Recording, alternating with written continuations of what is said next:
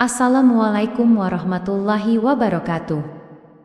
Ada satu hadis Rasulullah Shallallahu Alaihi Wasallam yang populer di kalangan umat Muslim, terutama bagi mereka para penuntut ilmu.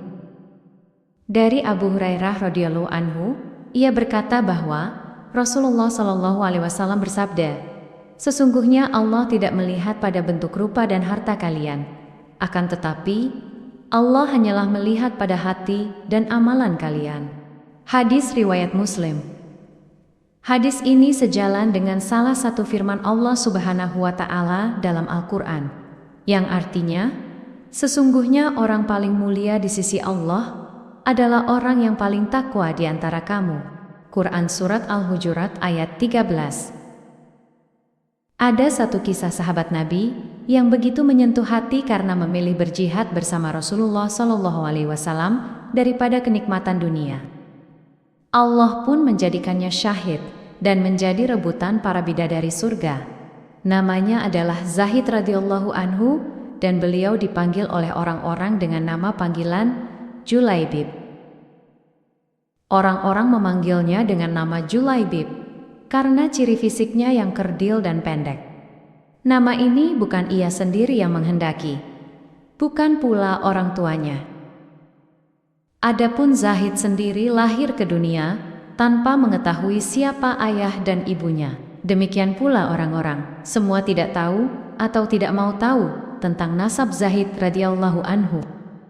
Bagi masyarakat Yasrib ataupun Madinah, tidak bernasab dan tidak bersuku merupakan aib yang sangat besar. Tampilan fisik dan keseharian Zahid yang lusuh menjadikan alasan orang lain tidak mau dekat-dekat dengannya. Wajahnya terkesan sangar, pendek, bungu, hitam dan fakir.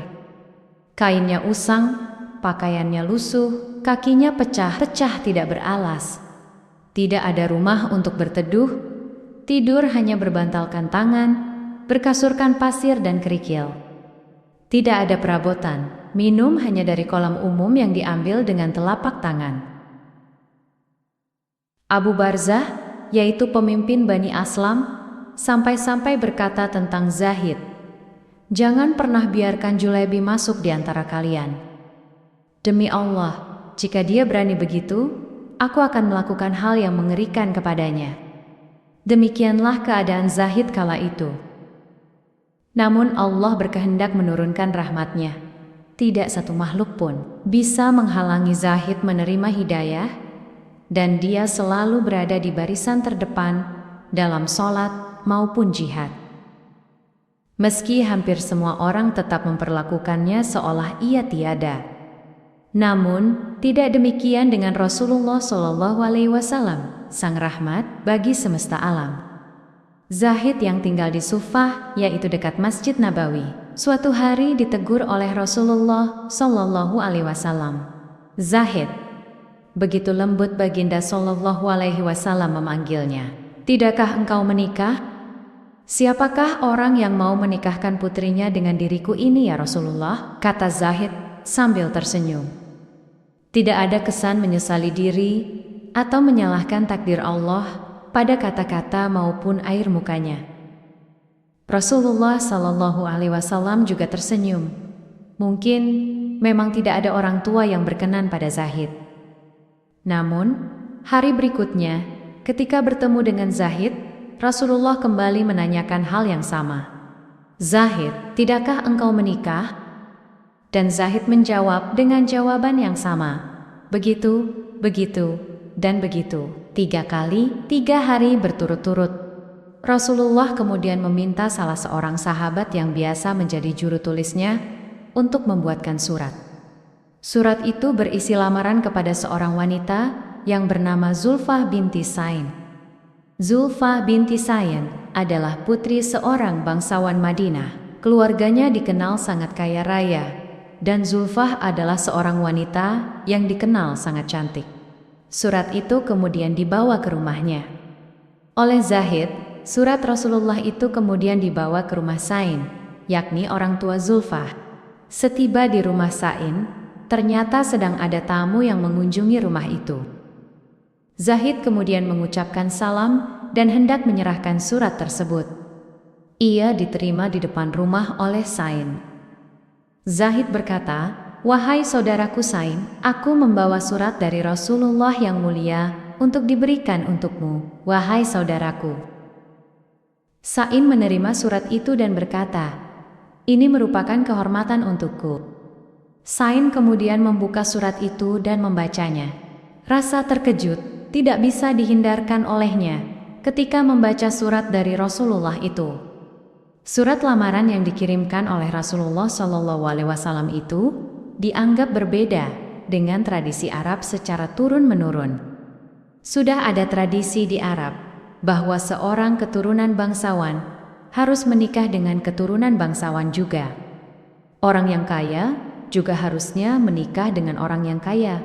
Tradisi ini untuk mengusahakan pernikahan yang sukufu, yakni sepadanya seorang suami dengan istrinya dalam agama, kedudukan, pendidikan, kekayaan, dan sebagainya. Bertanyalah Sain kepada Zahid, "Wahai saudaraku, apakah betul surat ini berasal dari Rasulullah?" Ia menjawab pertanyaan Sain dengan pertanyaan juga, "Apakah engkau pernah melihat aku berbohong?" Kata Zahid radhiyallahu anhu, suasana antara Sain dan dirinya sedikit menegang. Pada saat itu muncullah Zulfah yang keluar dari dalam rumah. Zulfah berkata, "Wahai ayah, mengapa bersikap sedikit tegang dengan tamu ini? Bukankah lebih baik jika disuruh masuk terlebih dahulu?" Sain menjawab pertanyaan Zulfah, "Wahai anakku, ini adalah pemuda yang sedang melamar engkau. Ia melamarmu untuk menjadi istrinya." Zulfah kemudian melihat ke arahnya. Ia kemudian menangis sambil berkata, "Wahai ayahku, banyak pemuda yang tampan dan kaya raya dan semuanya menginginkan aku. Aku tidak mau, wahai ayah." Sain kemudian menoleh kepadanya. Ia berkata, "Wahai saudaraku, kau sendiri telah mengetahui bahwa anakku tidak mau, bukan aku yang menghalangi. Sampaikan pada Rasulullah bahwa lamaranmu ditolak." Zulfah yang mendengar nama Rasulullah disebut, kemudian menghentikan tangisnya. Ia bertanya kepada ayahnya, "Wahai ayah, mengapa menyebut nama Rasul?" Sain menjawab, "Lamaran ini adalah perintah Rasulullah." Mendengar jawaban sang ayah, Zulfah kemudian beristighfar beberapa kali. Ia menyesal karena telah lancang menolak perintah Rasulullah SAW. Zulfah kemudian berkata, "Wahai ayah, apakah engkau hendak menolak permintaan Rasulullah? Demi Allah, kirim aku padanya, dan demi Allah, karena Rasulullah yang meminta, maka tidak akan membawa kehancuran dan kerugian bagiku," kata Zulfah sang gadis soleha itu. Lalu membaca ayat Al-Quran yang artinya, "Dan tidaklah patut bagi lelaki beriman dan perempuan beriman, apabila Allah dan Rasul-Nya telah menetapkan suatu ketetapan, akan ada bagi mereka pilihan lain tentang urusan mereka, dan barang siapa mendurhakai Allah dan Rasul-Nya, maka sungguhlah dia telah tersesat dengan kesesatan yang nyata." Quran Surat Al-Ahzab ayat 36. Mendengar jawaban Zulfah, Zahid merasa bahagia tidak terkira. Ia kemudian mohon diri untuk pulang menuju masjid. Setibanya di masjid, Zahid meluapkan kebahagiaannya dengan melakukan sujud syukur. Ternyata Rasulullah melihat dirinya yang tampak sedang bahagia. Baginda tersenyum dan bertanya, "Bagaimana wahai Zahid?" Zahid menjawab, "Alhamdulillah, saya diterima ya Rasulullah." Rasulullah lalu bertanya, "Apakah kamu sudah memiliki persiapan?" Zahid tampak lesu mendengar pertanyaan Rasulullah. Ia menjawab, "Ya Rasulullah, saya tidak memiliki apa-apa." Ia kemudian diperintahkan untuk menemui Abu Bakar, Uthman bin Affan, dan Abdurrahman bin Auf. Dari ketiga sahabat Rasulullah itu, Zahid menerima cukup banyak uang untuk persiapan pernikahan. Ia kemudian menuju pasar untuk membeli barang-barang yang diperlukan untuk pernikahannya. Saat Zahid sibuk mempersiapkan pernikahannya, ternyata situasi genting sedang terjadi. Rasulullah memerintahkan kaum muslimin berperang melawan orang kafir yang mengancam Islam. Zahid yang tiba di masjid merasa terkejut. Dilihatnya kaum muslimin berkumpul dan bersiap dengan senjata yang lengkap. Ia bertanya kepada orang-orang yang ada di sana, "Ada apakah ini?" Para sahabat menjawab, "Wahai Zahid, hari ini orang kafir akan menyerang kita. Apakah kamu belum tahu?" Mendengar jawaban para sahabat, Zahid beristighfar. Ia kemudian berniat menjual perlengkapan pernikahan untuk dibelikan kuda yang terbaik. Para sahabat terkejut dengan rencana Zahid. "Wahai Zahid, bukannya besok engkau akan menikah? Apakah engkau masih hendak berperang?" Zahid menyangkal hal tersebut. Ia tetap ingin berperang dan menyampaikan firman Allah dalam surat At-Taubah ayat 24. Allah berfirman, "Katakanlah, jika bapak-bapakmu, anak-anakmu, saudara-saudaramu, istri-istrimu, keluargamu, harta kekayaan yang kamu usahakan, perdagangan yang kamu khawatirkan kerugiannya, dan rumah-rumah tempat tinggal yang kamu sukai, lebih kamu cintai daripada Allah dan Rasul-Nya, serta berjihad di jalan Allah, maka tunggulah sampai Allah memberikan keputusannya, dan Allah tidak memberi petunjuk kepada orang-orang yang fasik." Dengan tekad yang bulat, Zahid maju ke medan perang bersama kaum muslimin.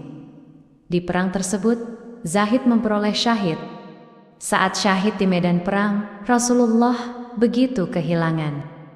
Pada akhir pertempuran, Rasulullah SAW bertanya, "Apakah kalian kehilangan seseorang?" "Tidak ya Rasulullah," serempak para sahabat menjawab. Sepertinya Zahid memang tidak berarti di kalangan mereka. "Apakah kalian kehilangan seseorang?" tanya Rasulullah kembali. Rasulullah SAW bertanya lagi. Kali ini wajahnya merah bersemuk. "Tidak ya Rasulullah," kali ini sebagian menjawab dengan was-was. Beberapa orang menengok ke kanan dan ke kiri. Rasulullah menghela nafasnya dan baginda bersabda, "Tetapi aku kehilangan Zahid," kata Rasulullah SAW. Para sahabat tersadar dan berkata, "Carilah Julaibib," yakni nama panggilan Zahid. Maka Zahid yang mulia pun ditemukan. Ia terbunuh dengan luka-luka di sekejur tubuh dan wajahnya. Di sekitar jasadnya ada 7 jasad musuh yang telah ia bunuh. Rasulullah dengan tangannya sendiri mengkafani Zahid. Baginda mensolatkannya dan berdoa, "Ya Allah, dia adalah bagian dari diriku, dan aku adalah bagian dari dirinya." Para sahabat menitikan air mata mendengar doa Rasulullah SAW. Demikian juga Zulfa, ia berkata, "Ya Allah, alangkah bahagianya calon suamiku. Jika aku tidak bisa mendampinginya di dunia, izinkanlah aku mendampinginya di akhirat kelak." Demikianlah kisah Zahid yang akhir hayatnya berakhir syahid ketika membantu Rasulullah SAW dan para sahabat. Pilihannya berjihad dan merindukan syahid, mendapat ganjaran indah dari Allah Subhanahu wa Ta'ala. Rupa memang tidak seelok para bangsawan. Harta tak sebanyak yang dimiliki para raja. Namun, bidadari surga berebut menginginkan sosok Zahid. Tepatlah kiranya kita menyimpulkan bahwa ketakwaan merupakan harta paling berharga di sisi Allah Subhanahu wa Ta'ala. Sebab kekayaan, rupa maupun kedudukan di dunia akan lenyap begitu ajal datang menghampiri pemiliknya. Wallahu alam bisawab. Mudah-mudahan ini semua bermanfaat. Assalamualaikum warahmatullahi wabarakatuh.